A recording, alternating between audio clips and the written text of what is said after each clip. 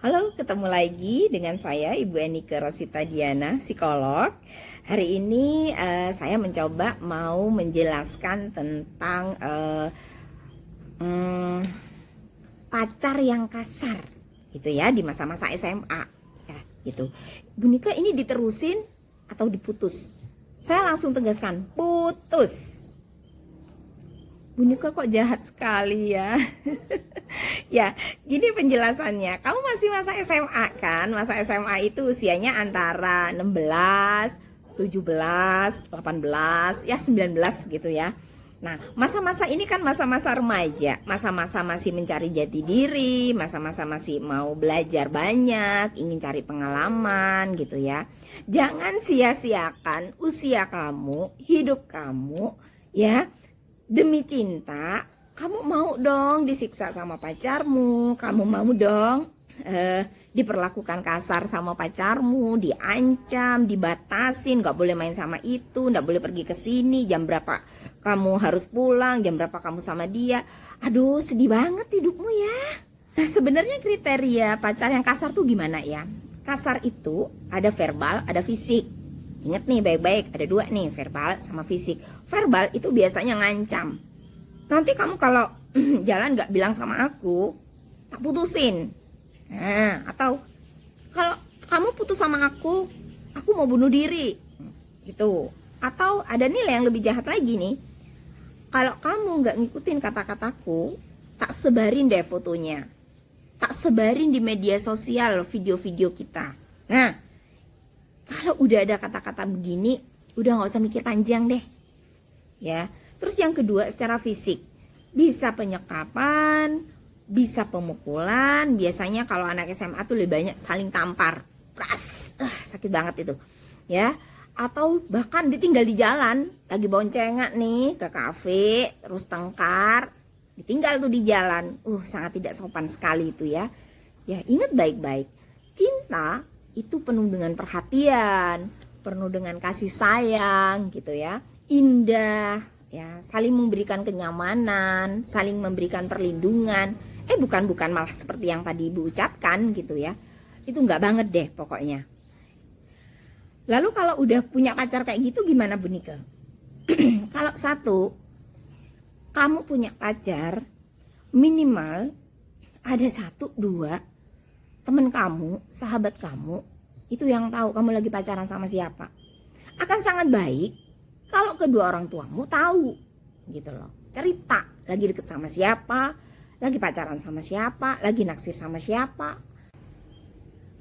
Jadi, orang-orang di deket kamu ini yang pasti udah sayang sama kamu, itu bisa paham, oh kamu lagi bahagia, oh kamu lagi gak enak nih.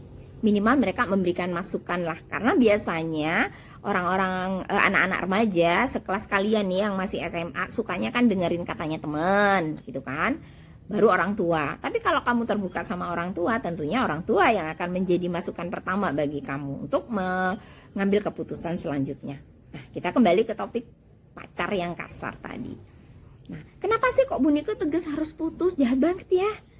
Ya iyalah, masa remaja itu kamu masih masa mencari yang terbaik, bukan menuju satu yang udah pasti akan kamu bayangin itu jadi suamimu atau jadi jodohmu. Bukan seperti itu ya. Masa SMA itu pacarannya itu sebenarnya adalah bagian dari proses mengenal lawan jenis ya, memahami lawan jenis. Kayak gimana sih rasanya cinta, kayak gimana sih rasanya cemburu, kayak gimana sih rasanya kita toleransi dengan keinginan pacar kita.